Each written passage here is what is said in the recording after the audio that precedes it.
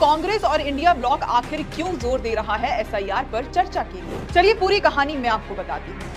दरअसल ये लड़ाई सिर्फ संसद की नहीं है, ये लड़ाई है आपके वोट की, आपके अधिकार की और भारत के लोकतंत्र की रक्षा की। बिहार में जो स्पेशल इंटेंसिव रिवीजन यानी एसआईआर चल रहा है वो असल में एक सुनियोजित वोट चोरी की साजिश है। बीजेपी ने चुनाव आयोग के साथ मिलकर पुरानी वोटर लिस्ट ही हटा दी। अब लोगों को नई लिस्ट में नाम जुड़वाने के लिए अपनी भारतीय नागरिकता साबित करनी होगी, वो भी उन दस्तावेजों से जो देश के गरीब, दलित, आदिवासी, भूमिहीन किसानों के पास होना नामुमकिन है, जैसे कि जन्म प्रमाण पत्र, 10वीं की मार्कशीट, पासपोर्ट, जमीन के कागज, स्थानीय निकाय या रेजिडेंस प्रूफ, एनआरसी में नाम। अब सोचिए, क्या ये कागज हर नागरिक के पास होंगे?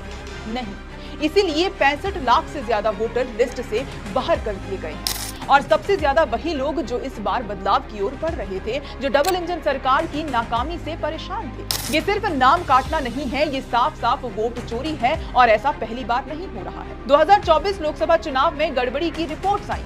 महाराष्ट्र में तो खुलेआम वोट खरीदे गए, जिसकी रिपोर्ट्स और गवाह आज भी मौजूद हैं। इसलिए अब पूरा इंडिया ब्लॉक एकजुट होकर कह रहा है, हम एसआईआर पर संसद में चर्चा चाहते हैं, लेकिन बीजेपी डर रही है क्योंकि जैसे ही चर्चा शुरू होगी, उनकी पूरी वोट मैनेजमेंट मशीनरी की पोल खुल जाएगी और उनके चुनावी खेल का पर्दाफाश हो जाएगा। इंडिया ब्लॉक के सांसद संसद में चर्चा की मांग करते हुए लगातार वॉकआउट कर रहे हैं, विरोध प्रदर्शन कर रहे हैं। संसद के बाहर भी इंडिया दलों ने प्रेस कॉन्फ्रेंस, मार्च और धरनों के जरिए इस मुद्दे को देश के सामने रखने की कोशिश की है, क्योंकि ये सिर्फ बिहार का मामला नहीं है। सरकार कह रही है कि एसआईआर पूरे देश में लागू होगा। सोचिए, अगर आज ये नहीं रोका गया तो कल आपके राज्य में भी आपका वोट बिना बताए छीन लिया जाएगा।